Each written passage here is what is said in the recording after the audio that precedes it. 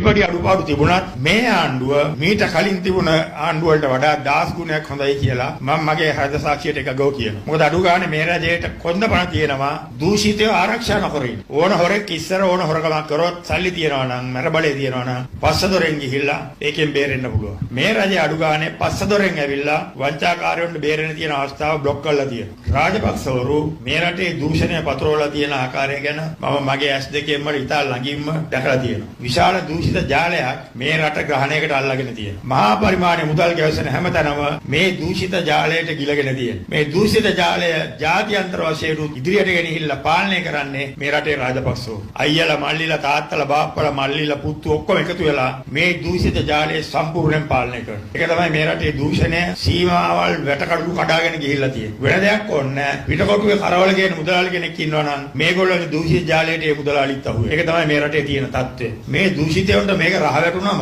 කොටියට ලේ රහ වැටුනා වගේ තමයි. මේක අතාරින්නේ නැහැ කීයටවත්. ඉරගෙවල් 1000ක දැම්මත් මේක අතාරින්නේ නැහැ. දැන් මේ දවස්වල තමුන්නාසල දකින්නවා අපේ ජනාධිපතිතුමාත් විශාල කැපවීමක් කරලා අලුත් පනතකුත් ගෙනෙල්ලා මහින්ද රාජපක්ෂලාට කියන වරප්‍රසාද කපලා ගේ බාර දෙන්න කියලා තියෙනවා. දෙන්නේ 3 දෙනෙක් ඉන්නවා. දැන් මේ 3 දෙනා මොනවද මේ දවස්වල කියන්නේ? මම හෙට යනවා කියන එක්කනේ. මට තව සුමාන 2ක් දෙන්න තියෙනවා කියනවා. හෙට යනවා කියන එක ආපහු වෙවිලා කියනවා මට තව මාස 2ක් ඕනේ කියලා. මේකෙන් යන්නේ නැහැ. ගෙවලේ වගේ. ගේ රිපෙයාර් කරන්න කෝටි 50ක් වියදම් කරු මහින්ද රාජපක්ෂ. තමුන්නාන්සලගේ සල්ලි. තමුන්නාන්සලා හිතනවාද හිරමනයක් හරි ගෙනේ කියලා අතේ සල්ලි වලින්. ඒ ගෙදරට. ඉස්සෙල්ලා මහින්ද රාජපක්ෂට අර නීතිඥයාට මොලේ පුල්ලක් හරි තියනවා නම් ඒ කියපු ගොන් කතාව හින්දා මම ආණ්ඩුවේ අධිකරණව තියෙනවා. මම පළවෙනි ආණ්ඩුව මහින්ද රාජපක්ෂට දාන්නේ ජනාධිපතිවරණේ තියෙන අර වටිනා බඩු මේකට ඉස්සුවට.